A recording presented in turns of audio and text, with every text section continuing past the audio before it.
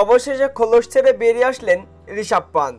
এবারে যাচ্ছে নালেন আইপিএলে নিজের। ক্রিকেট বিশ্বকে জানান দিলেন কেনই তার দাম এত, কেনই বা লখনৌ সুপার জায়ান্টস তাকে ক্যাপ্টেন করেছে এবং 27 কোটি টাকা দিয়ে কিনেছে লখনৌ সুপার জায়ান্টস।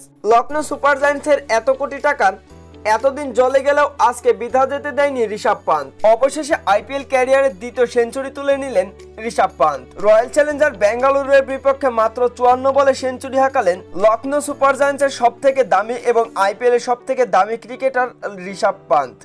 ঋষভ পান্ত তিনি যতদিনে সেঞ্চুরি হাঁকিয়েছেন তা অনেকটাই দেরি হয়ে গিয়েছে, কেননা আইপিএল একেবারে পড়ন্ত বেলায় সেঞ্চুরি হাঁকালেন ঋষভ পান্ত। আইপিএল এর নিজেদের একেবারে শেষ ম্যাচে এমন বিধ্বংসী সেঞ্চুরি ঋষভ পান্তের কাছ থেকে। রয়্যাল চ্যালেঞ্জার বেঙ্গালুরুর বোলারদেরকে এই দিন পাত্তাই দেয়নি ঋষভ পান্ত। একের পর এক 4 ছক্কা হাঁকাতে দেখা যায় ঋষভ পান্তকে। কখনো এক হাতে, কখনো শুয়ে পড়ে, আবার কখনো সুইপ শট খেলে দুর্দান্ত ছক্কা হাঁকাতে দেখা যায় ঋষভ পান্তকে।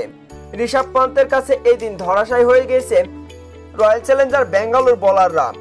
রয়্যাল চ্যালেঞ্জার বেঙ্গালুরু বোলারদেরকে এই দিন তুলোধনা করে পিটিয়েছে ঋষভ পান্ত। রয়্যাল চ্যালেঞ্জার বেঙ্গালুরু বোলারদের নিয়ে এই দিন অবশ্য ছেলে খেলায় মেতে ওঠে লখনৌ সুপার জায়ান্টসের ক্যাপ্টেন এবং বাঁহাতি opener batsman Rishabh Pant. Royal Challenger বেঙ্গালুরুর বিপক্ষে যেমন স্টাইলে ব্যাটিং করতে দেখা যায়, ঠিক তেমনই সেলিব্রেশনে দুর্দান্ত এক স্টাইলে সেলিব্রেশন ঋষভ পান্তের।